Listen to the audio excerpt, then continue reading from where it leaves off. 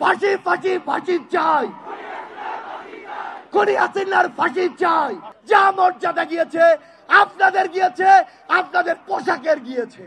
আজকে আমাদের সামনে চোখের পানি ফেলতে ফেলতে নিজের ছেলের কবরের সন্ধান চায়।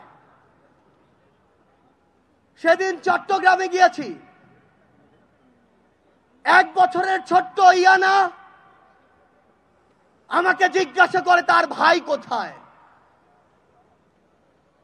আরেক শহীদের মা আমাকে জিজ্ঞাসা করে তার ছেলেকে একটা বুলেট বুকে বিদ্ধ করলেই তো তার জীবন চলে যেত, কেন 9টা বুলেট খুনি হাসিনার হুকুমে তার বুকে মারা হয়েছে। আরেক মা আমাকে এক শহীদ ভাইয়ের নিথর দেহ দেখায়, স্ট্রেচারে পড়ে আছে, সেই দেহর পাশে তার শরীরের তার মাথার মগজটা আলাদা করে পড়ে আছে।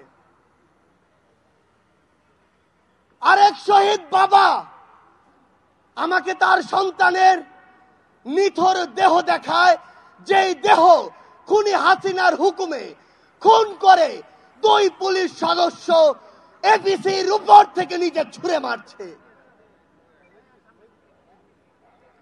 আমার ভাই খোকন এখানে বক্তব্য দিয়ে গিয়েছে, যেই খোকন ভাইয়ের মুখে ওই খুনি হাসিনার হুকুমে বুলেট দিয়ে তার মুখ ঝাঁঝরা করা হয়েছে। আমার টাঙ্গাইলের 18 বছর বয়সের ভাই হিমেল, যার মুখে ওই খুনি হাসিনার হুকুমে পুলিশের কিছু সদস্য 350 ছড়া বুলেট মেরেছে। 2024 সালের ছাত্র জনতার অভ্যুত্থানের হাজারো এমন চিত্রের মধ্যে এগুলো হচ্ছে কয়েকটি চিত্র। বিগত 16 বছর ধরে এই দেশে খুনি হাসিনা এই দেশের মানুষকে, জনগণকে বিভিন্ন ট্যাগ দিয়ে, বিভিন্ন রাজনৈতিক নাম দিয়ে, বিভিন্ন মতাদর্শের নাম দিয়ে যেভাবে খুন করেছে, যেভাবে জেলে নিয়েছে, যেভাবে মামলা দিয়েছে, হয়রানি করেছে, তা আমরা এখনই ভুলতে বসেছি। আমরা বিগত 16 বছরে বাংলাদেশের সকল রাজনৈতিক দল বিভিন্ন সময়ে বিভিন্ন ভাবে তাদের বিরুদ্ধে বিভিন্ন ভাবে নামার চেষ্টা করেছি। আমরা কি সফল হয়েছিলাম? বিগত 16 বছরে যখন আমরা এককভাবে বিভিন্ন ব্যানার নিয়ে রাজপথে ওই খুনির বিরুদ্ধে নেমেছি, আমরা কিন্তু সফল হইনি। কিন্তু এই 16 বছরের জুলুম অত্যাচারের পরে সকল রাজনৈতিক মতাদর্শ, দল মত, ধর্ম, বর্ণ, বয়স ভুলে গিয়ে যখন আমরা ঐক্যবদ্ধভাবে রাজপথে নেমেছি, খুনি হাসিনা দেশ ছেড়ে পালিয়েছে। কিন্তু খুনি হাসিনা দেশ ছেড়ে পালানোর পর এই নতুন বাংলাদেশে আজ কি ঘটছে সেগুলো আমাদের দেখা খুবই গুরুত্বপূর্ণ। এই নতুন বাংলাদেশে আজকে জেলায় জেলায়, থানায় থানায় বিভিন্ন ভাবে আমার যারা শহীদ ভাই, শহীদ পরিবার, আহত যোদ্ধা, তাদেরকে নিয়ে মামলাগুলো নিয়ে পলিটিক্যাল নেগোসিয়েশন হচ্ছে। আজকে টাকার বিনিময়ে মামলা লেখা হচ্ছে, টাকার বিনিময়ে মামলা উইথড্র হচ্ছে।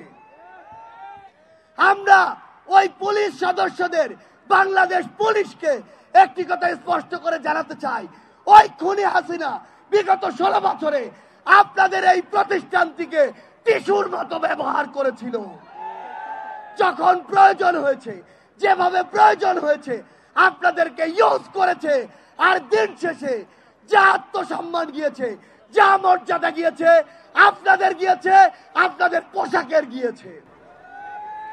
কিন্তু আজ এই অভ্যুত্থান পরবর্তী সময়ে আপনাদের ওই পোশাকটিকে যদি ওই খুনি হাসিনার দোসররা কিংবা অন্য কেউ কিংবা অন্য কোন গোষ্ঠী অন্য কোন ভাবে ব্যবহার করার চেষ্টা করে, তাহলে আপনাদেরকে এক সময় আস্থা করে নিক্ষেপিত হতে হবে।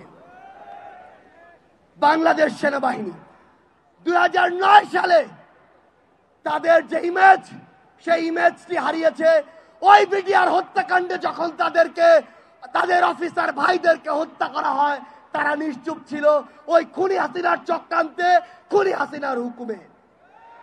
ওই শাপলা চত্বরে যখন আমাদের ভাইদেরকে বিভিন্ন ট্যাগ দিয়ে উগ্রপন্থী বলে হত্যা করা হয়েছিল, তখন যখন বাংলাদেশ সেনাবাহিনী তাদের জায়গা থেকে ওই তাদের পাশে দাঁড়ায়নি, প্রতিবাদটি করেনি, তখন তাদের ইমেজের ক্ষুণ্ণ হয়েছিল। 2024 সালে ওই কারফিউ দিয়ে খুনি হাসিনা যখন মসনদে টিকে থাকতে চেয়েছিল, তখন সেনাবাহিনী রাজপথে নেমে তাদের ইমেজের ক্ষুণ্ণ করেছিল।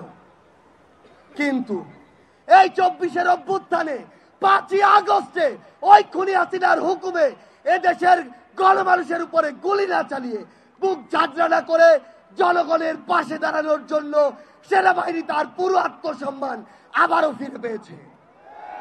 কিন্তু আজ আমরা বাংলাদেশ সেনাবাহিনীকে শ্রদ্ধার জায়গায় রেখে একটি কথা স্পষ্ট করে বলতে চাই, ওই খুনি হাসিনা কিংবা তার দোসর কিংবা ভারতের কোন দালাল কিংবা কোন এজেন্ট যদি আপনাদেরকে ব্যবহার করে বাংলাদেশের মানুষের কাছে আসার, বাংলাদেশের মানুষকে আপনাদের মুখোমুখি করার বিন্দুমাত্র চেষ্টা করে, আমরা আপনাদেরকে আমাদের জায়গা থেকে বলে দিতে চাই, আহ্বান করতে চাই, এই চেষ্টা যেন সকলেই আমরা একসাথে প্রতিরোধ করি। আপনারা যেন আপনাদের জায়গা থেকে এমন কোন চেষ্টা বাংলার মাটিতে সফল হতে না দেন। আমরা স্পষ্ট করে আমাদের জায়গা থেকে বলে দিতে চাই, বাংলাদেশ সেনাবাহিনী সহ বাংলাদেশের যে কোনো প্রতিষ্ঠান যারা জনগণের দাবির সাথে থাকবে, জনগণের সাথে থাকবে, দেশের সাথে থাকবে, তাদের সাথেই শুধু জনগণ থাকবে। বাকিদের অবস্থা হবে ওই খুনি হাসিনার মতো। ভারতকে একটা কথা স্পষ্ট করে বলে দিতে চাই, ভারতের সাথে বাংলাদেশের সম্পর্ক তখনই হবে যখন ভারতের সাথে বাংলাদেশের সম্পর্ক হবে সম্মানের, যখন ভারতের সাথে বাংলাদেশের সম্পর্ক হবে সমতার। কিন্তু ওই ভারত বিগত 16 বছরে দেশের সাথে দলের যে সম্পর্ক করেছিল, ভারতের সাথে আওয়ামী লীগের যে সম্পর্ক করেছিল, সেই সম্পর্ক যদি আগামীতে তারা স্বপ্ন দেখে, সেই সম্পর্ক এই বাংলাদেশে আর কোনোদিন সফল হবে না। আমরা একটি কথা স্পষ্ট করে বলে দিতে চাই, এই বাংলাদেশে হিন্দু, মুসলিম, বৌদ্ধ, খ্রিস্টান, আমাদের পাড়ের ওই আদিবাসী ভাইরা আমরা একসাথে থাকবো, একসাথে লড়বো। কিন্তু কোন ধর্মের নাম করে, কোন জাতির নাম করে কেউ যদি আমাদের মধ্যে বিন্দু মাত্র কোন উগ্রবাদী চিন্তাধারা, উগ্রবাদী চক্রান্ত করার চেষ্টা করে, সকল ধর্মের যোদ্ধারা আমরা একসাথে তাদেরকে প্রতিহত করব। আমরা একটি কথা আমাদের জায়গা থেকে স্পষ্ট করে বলে দিতে চাই, সেটি হচ্ছে এই বাংলাদেশে বিগত 16 বছরে এই যে গুমগুলো হয়েছে, এই যে খুনগুলো হয়েছে, এই যে হত্যাগুলো হয়েছে, এই যে জুলুমগুলো হয়েছে, এই যে গণপ্রজাতন্ত্রী বাংলাদেশ, গণতন্ত্রের বাংলাদেশকে গণজুলুমতন্ত্রের বাংলাদেশে পরিণত করা হয়েছে, সেই বাংলাদেশকে আবার যদি কেউ ওই পুরনো কায়দায় ফিরিয়ে নিতে চায়, আমরা আর তাদেরকে সেই সুযোগ দিব না। আমরা কি সেই সুযোগ দিব? আমরা কি সেই সুযোগ দিব? আমরা কি 24-এর অভ্যুত্থানে সেই স্পিরিটকে ধারণ করি? আমরা কি সেই স্লোগানে গলা মিলাতে পারি? ফাঁসি ফাঁসি ফাঁসি চাই, খুনি হাসিনার ফাঁসি চাই, ফাঁসি ফাঁসি ফাঁসি চাই, খুনি হাসিনার ফাঁসি চাই, ফাঁসি ফাঁসি ফাঁসি চাই। দিল্লি না ঢাকা, দিল্লি না ঢাকা, ক্ষমতা না জনতা, ক্ষমতা না জনতা, দিয়েছি তো রক্ত, আরো দেব রক্ত,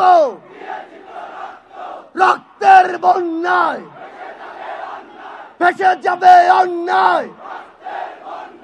আবু সাইদ মুক্ত, শেষ হয়নি যুদ্ধ, সাইদ ওয়াসিম মুক্ত, শেষ হয়নি যুদ্ধ, আবু সাইদ মুক্ত, শেষ হয়নি যুদ্ধ, আমাদের যুদ্ধ শেষ হয়নি, আমাদের লড়াই শুরু হয়নি। আমরা আমাদের লড়াইয়ের মাত্র প্রথম ধাপ অতিক্রম করেছি। আমরা বিশ্বাস করি ক্ষুদ্র ব্যক্তি স্বার্থ, দলীয় স্বার্থ, অন্য স্বার্থগুলোকে এক পাশে রেখে যদি 24-এর অভ্যুত্থানের মতো আমরা আবারও ঐক্যবদ্ধভাবে ওই ফ্যাসিস্টদের বিরুদ্ধে রাজপথে থাকতে পারি, তবে আমাদের যে বিজয়, আমাদের যে লড়াই, আমাদের যে সংগ্রাম, সেই সংগ্রামের বিজয় আবশ্যক। আমাদের আবারও দেখা হবে রাজপথের কোন লড়াইয়ে অথবা বিজয়ে। ইনকিলাব জিন্দাবাদ।